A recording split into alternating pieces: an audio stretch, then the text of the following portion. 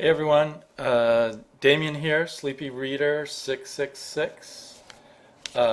Just wanted to share some thoughts with you about Batman Incorporated number 1, Fantastic Four 606, and Hulk Smash Avengers number 4 of the 5-issue miniseries. Hulk Smash Avengers was a lot of fun. I've been slightly disappointed so far with the series, and I keep looking over at my microphone, and hopefully the microphone's picking me up from over on this side. I keep fiddling with how I'm going to make a microphone work. So far, Hulk Smash Avengers kind of disappointed me a little bit. It's not living up to the Hulk smashing side of things enough. But this issue really delivered. It's got lots of snappy dialogue. It features the Hulk character, or a version of the Hulk called here it's called Mr. Fix-It. I'm not sure if that was what he was always called, and I'm unfamiliar with that era of the Hulk. It kind of makes me want to check it out. He faces the West Coast Avengers, led by Hawkeye, with Iron Man and Tigra and Wonder Woman in it, and a large portion of the issue is taken up by a nice big fight. I liked the art after a while. It took me a little while to get into the art. It's kind of this blotchier, ink-heavy style. And I don't know if the flow from panel to panel was the greatest, but he's definitely good at action, and it was a lot of fun. The color maybe weighed down on the art a little too heavily.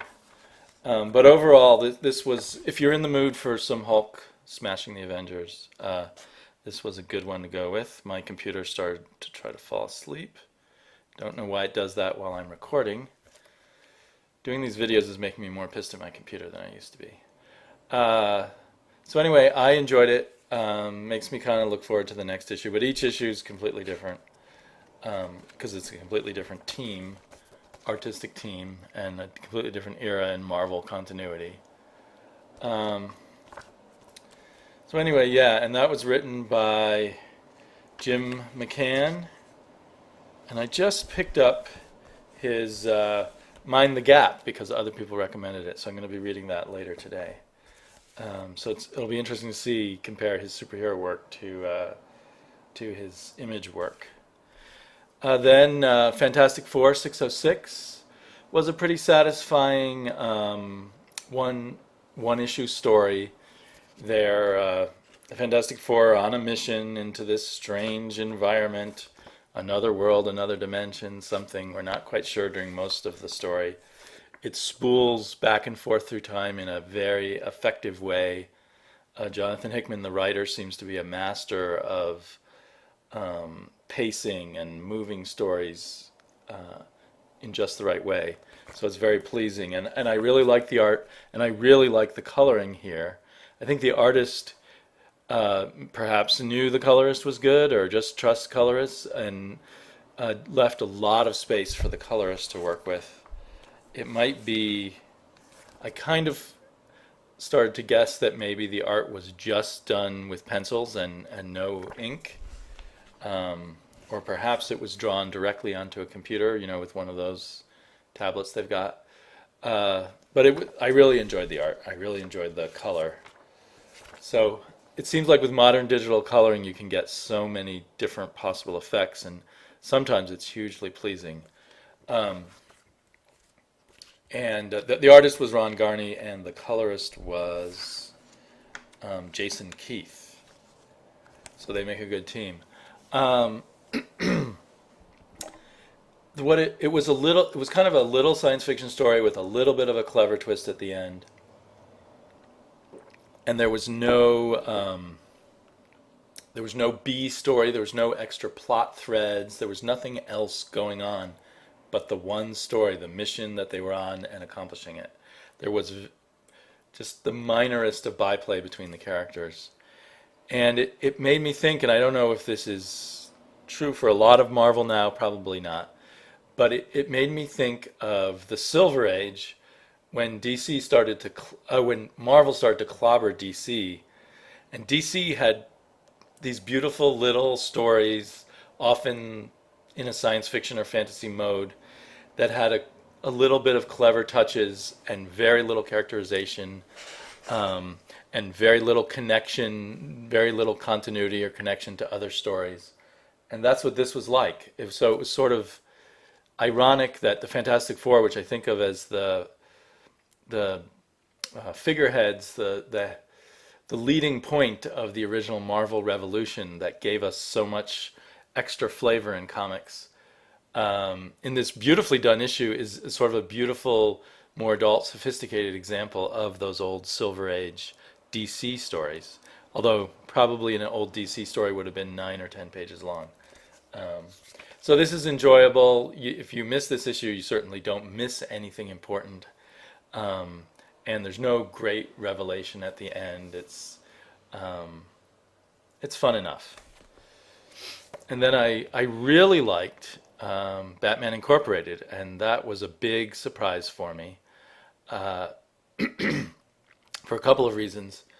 One, I had not read the Batman Incorporated that came along just before the New 52, and from what everyone's saying, this pretty much ignores being in the New 52 universe and acts as if the old DC is still happening. And also, so I didn't know too much of what was going on.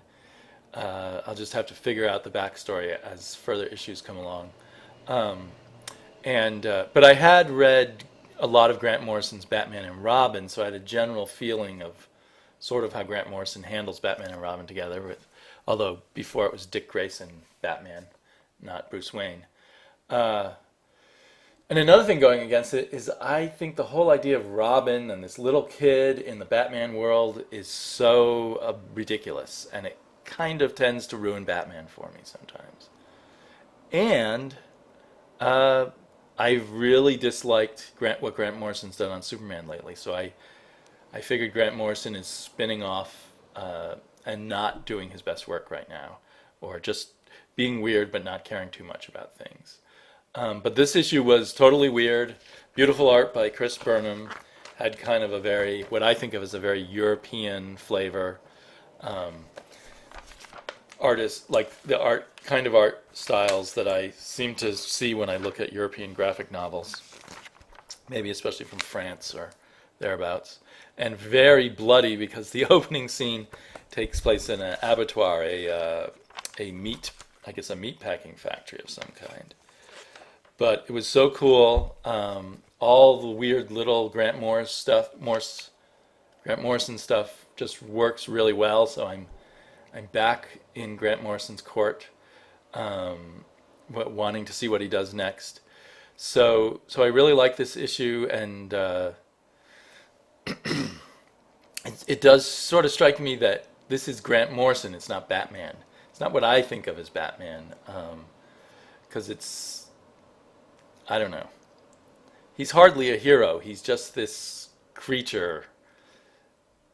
No, that's wrong. Anyway, it's just this weird Grant Morrison thing, and more than it's Batman to me. But I'm along for the ride. I'm looking forward to it. I'm glad it's only $2.99. I'm kind of upset about Scott Snyder's Batman going to $4. I may switch to trades on that. I just don't like to pay too much, because a bunch of $4 books really eat into my budget, and they just don't seem worth it to me, especially because there's so many ways to get comics cheaper these days. So I'm going to be back in a little bit reviewing some more comics. I've been having trouble with my computer and video, so I actually recorded a review 2 days ago and wasn't able to get it up. So this is Sleepy Reader saying see you soon.